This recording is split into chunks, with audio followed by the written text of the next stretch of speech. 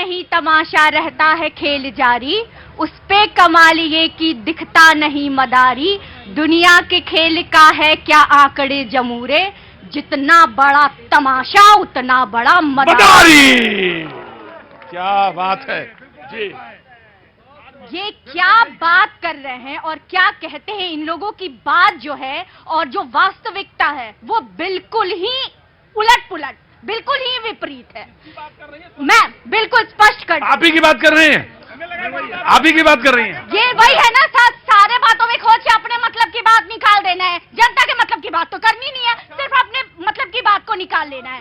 ये पासपोर्ट की बात कर रहे हैं। आप ये भी बता दीजिए कि पहले क्या स्थिति थी और आज किन किन देशों ने ऑन अराइवल वीजा फ्री किया है। आप ये जानकारी भी रखिए, अधूरी जानकारी मत दिया।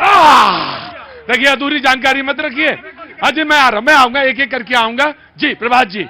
जी नहीं, अभी स्वाति जी ने बड़ी अच्छी लाइनें पढ़ी और मैं बड़ा हृदय से आभारी हूं कि ऐसी लाइन इन्होंने सुनाई। लेकिन ये मदारी का जो खेल चल रहा है, यही तो ये कह रहे थे, इन्होंने यही खेल कहा।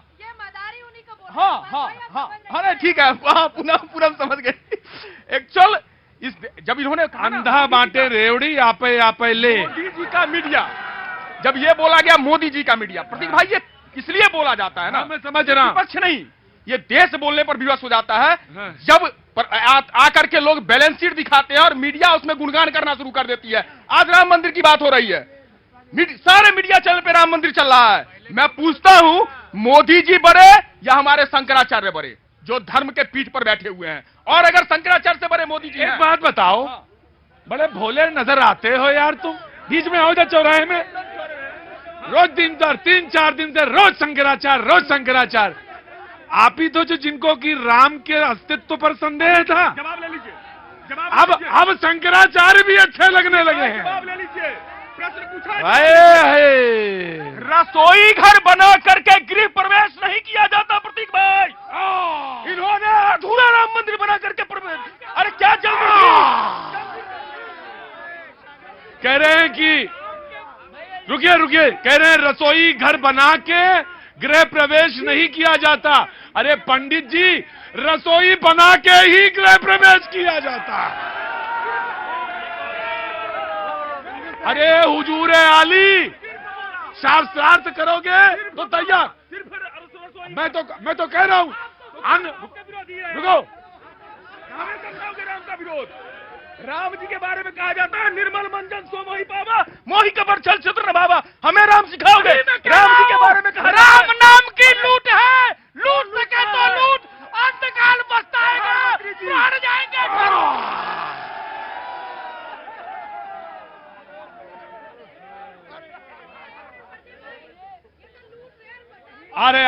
अरे मैडम बैठिए, आता हूं।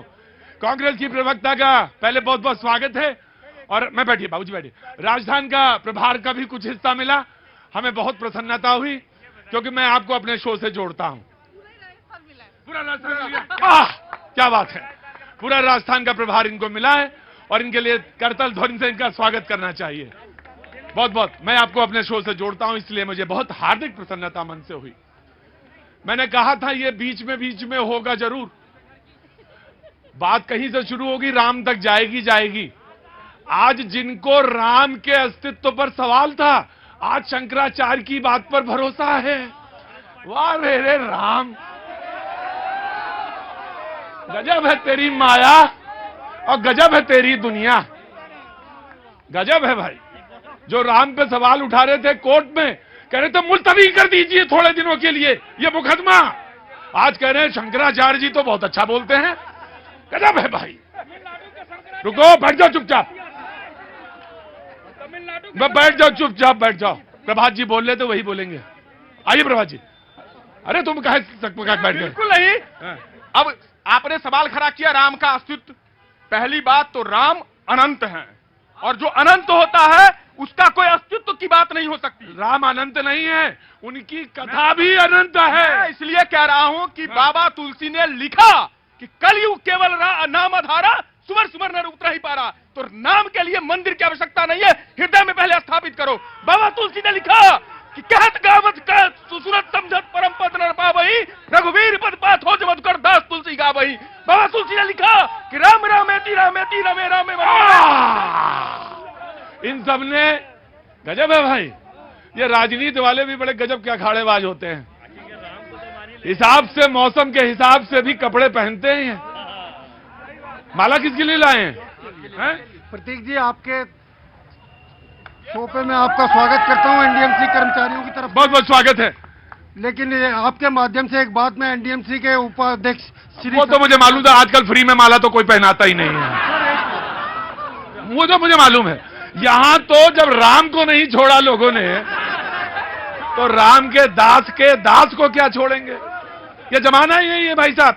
माला पहना दीजिए और उसके बाद बात कहिए। लेकिन मैं वो हूं जो बात पूरी सुनूंगा आपकी। मैं से मेरा मतलब है, मेरे जैसे सहयोगी बहुत सारे लोग काम करते हैं टेलीविजन में, बात सुनेंगे आपकी। बहुत जल्दी से बात कहिए, फिर मैं उधर जाऊंगा। जी बोलिए बाबूजी। नगर पालिका के उपाध्यक्ष श्री सतीश उपाध्याय जी को मैं आपके माध्यम से संदेश देना चाहता हूं कि ये टीएमआर कर्मचारी जो कच्चे कर्मचारी हैं, इनको 2014 से ये कार्यरत हैं और इनको परमानेंट करने की कृपा की जाए। धन्यवाद। जरूर करना चाहिए, बिल्कुल करना चाहिए, और ये जल्दी से जल्दी हो तो बहुत अच्छा है। कांग्रेस की प्रवक्ता आ गई है, डिबेट को एक बार फिर से मैं कोशिश करूंगा कि वहीं ले जाऊं जहां से मैंने शुरू किया था। अनुराग ठाकुर जी ने कहा कि मोदी मोदी की गूंज आज भारत में नहीं बल्कि दुनिया में कोने कोने में हमारे बीच एक ऐसा नेता है जिनको हम सब विकसित भारत बनाने का एक लक्ष्य दिया है। हमारे सामने सबसे बड़ा लक्ष्य है विकसित भारत बनाना। कांग्रेस की प्रवक्ता और फिर बीजेपी वाले प्रवक्ता, आराम से ना बैठिए जी। हाँ। देखिए, वो नेहरू थे जिन्होंने भारत को लाके खड़ा किया कि ये विकासशील देशों की पंक्ति में खड़ा हुआ है। ये नेहरू थे जिन्होंने, जो मोदी जी जो आज देश संभाल रहे हैं ना, वो देश जो बना के दिया ना, वो नेहरू जी ने दिया था। वो उनका विजन था कि ये देश अमेरिका के बराबर आना चाहिए। अमेरिका महाशक्ति नहीं, भारत महाशक्ति होना चाहिए। ये नेहरू जी का विजन था और इस विजन को लेकर हर प्रधानमंत्री आगे बढ़ा। और आज जो देश आप देख रहे हैं और जिस देश पर हमें इतना गर्व भी है और जिस देश पर मोदी जी को भी गर्व है, वो नेहरू ने बनाया हुआ है। उसके नींव जो है वो नेहरू जी। कहां जाना हुआ बहन तुम्हारा? कहां जाना हुआ? हाँ जी, कानपुर से। आज कानपुर वाले बहुत आते हैं लोग, आजकल बहुत ज्यादा आते हैं जी। रुको, आराम से प्लीज कम। सिंह साहब जी, कांग्रेस की समस्या यही। रुको भाई, अरे नेहरू जी सुनो, क्या उम्र है तुम्हारी? क्या उम्र है?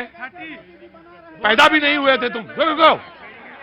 कांग्रेस की यही समस्या है। इनको लगता है कि ये भारतवर्ष, यह देश जो है, ये जब नेहरू आए तब ये भारत देश भी आया। अरे गलतफहमी निकाल दीजिए कांग्रेस की प्रवक्ता महोदय। यह सदियों से देश रहा है, यह राम का देश है, यह कृष्ण का देश है। और आपकी कांग्रेस भी नेहरू की कांग्रेस नहीं थी, कांग्रेस गांधी की थी। जरा गांधी को पढ़िए, जरा अरविंदो को पढ़िए, जरा तिलक को पढ़िए, इन सबको पढ़िए तो आपको पता चलेगा। जब आप राम से विमुख होते हैं तो आपको ये पता होना चाहिए कि रामायण में जब राक्षसों का जिक्र आता है तो राक्षस भी ये मानते थे, उनकी भक्ति नहीं थे राम में, लेकिन शक्ति को मानते थे और राम के सामने, प्रभु राम के सामने आने का अवसर ढूंढते थे। जब वो आते थे तो उनका उद्धार भी होता है। अरे आप राम से विमुख होकर, मुझे चिंता है आपका क्या होगा। आप जहां पहुंची हैं वहां से भी दुर्गति का कारण होगा। और हमारे आम आदमी पार्टी के प्रवक्ता ने कहा कितने लाख करोड़ का कर्ज है। अरे पकड़ तो रहे हैं, पकड़ लिया है। अरे 3 नेताओं को जमानत नहीं मिल रही है, वसूल रहे हैं। धीरज साहू से 350 करोड़ वसूला है। ये सारी पाई वसूलेंगे। देखिए, एक बात मैं जरूर कहूंगा, बड़े साफ गोई के साथ कहूंगा कि जब राम की शरण कोई आता है, सिंह साहब, कोई भी हो, उनका बैरी भी हो, उसको सदगति मिलती है, दुर्गति नहीं, है ना। तो मैं यही कहूंगा कि सबकी सदगति हो, दुर्गति किसी की नहीं। राम मतलब, अरे बोलो, बताओ, मोदी जी का ना क्या सस्ता हो गया तुम्हारा? हाँ बोलो। मैं ये कहना चाहती हूँ, जो मोदी के बारे में बुराई कर रहा है ना, चुल्लू भर पानी में डूब मर जाओ। 550 वर्ष के बाद आ रहा है, तुम्हें सब खुशी नहीं है क्या? क्यों नहीं है? तो राम का माला ना जपो। फिरोज गांधी है, फिरोज गांधी।